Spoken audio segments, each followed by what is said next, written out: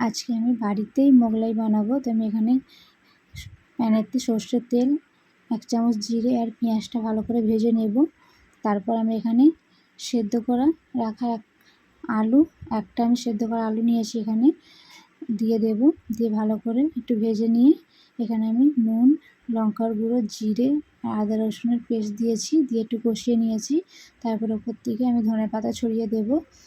তারপর একটু কষিয়ে নিয়ে আমি ওপর থেকে একটু মেথি দিয়ে দেবো, কসুরি মেথি দিয়ে আমি আর একটু কষিয়ে নিয়ে নামিয়ে নেব। মোগলাইয়ের তরকারিটা রেডি হয়ে গেল।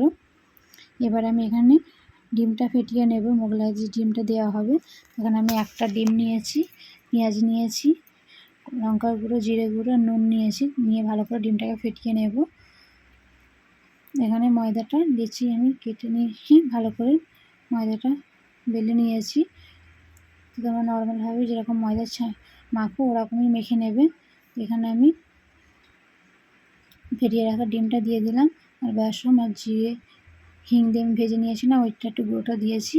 দিয়ে এবারে দোকানের মতন আমি একটু শেপ দিয়ে দেব।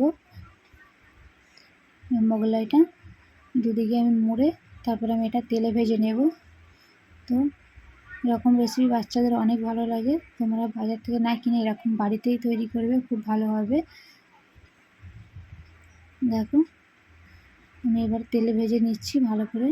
গ্যাসের ফ্লেমটা আস্তে করে কিন্তু তেলে ভাজবে, তাহলে কিন্তু মোগলাইটা ভালো ভাজা হবে, মশমশে হবে। একদিকে ভাজা হয়ে গেছে, আমি অপর দিকে ভেজে নেব। দেখো হয়ে গেছে মোগলাইটা, এবার আমি কেটে নেব। দোকানের মতন আমি একটু শেপ দিয়ে দেবো।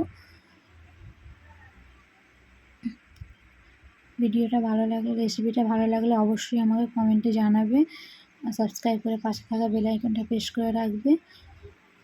ভিডিওটা একটু শেয়ার করে দেবেন, লাইক করবেন। দেখো কত সুন্দর হয়েছে দেখতে। তরকারিটাও নিয়ে নিয়েছি আমি, এখানে টমেটো কেচাপ নিয়েছি।